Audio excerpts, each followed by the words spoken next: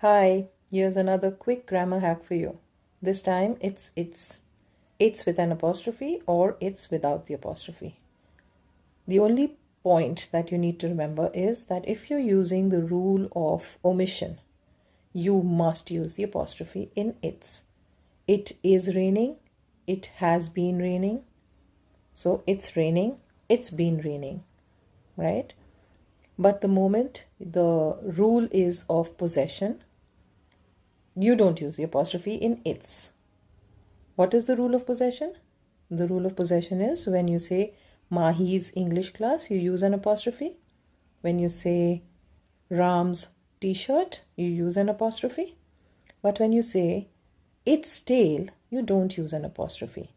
How can you remember this? You can remember this by replacing the word its with his or her. When you use his shirt, do you put an apostrophe? No. So with possession, you don't put an apostrophe for its. Okay? Remember it with his or her.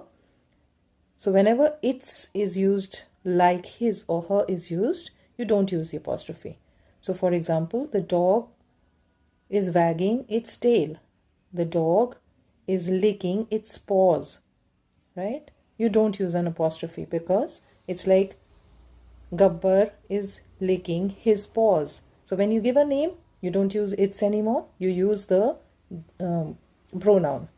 So same way, its is a pronoun for animals. Therefore, when you're using his or her, the way you use his or her for possession, similarly you use its for possession for animals. And when it's the rule of possession, you don't use the apostrophe. I hope that makes sense. One thing that you can remember is that next time when you're using its, always try to remember whether you can instead use it is or it has, and if you can, then you use the apostrophe. Okay? Because you're following the rule of omission. And when you're using the rule of omission, you must use the apostrophe. Some people would think why it is so important. It is important if you want to build credibility in your writing, if you want to have attention to detail, if you're texting, posting, or writing professionally and you want to give a good impression,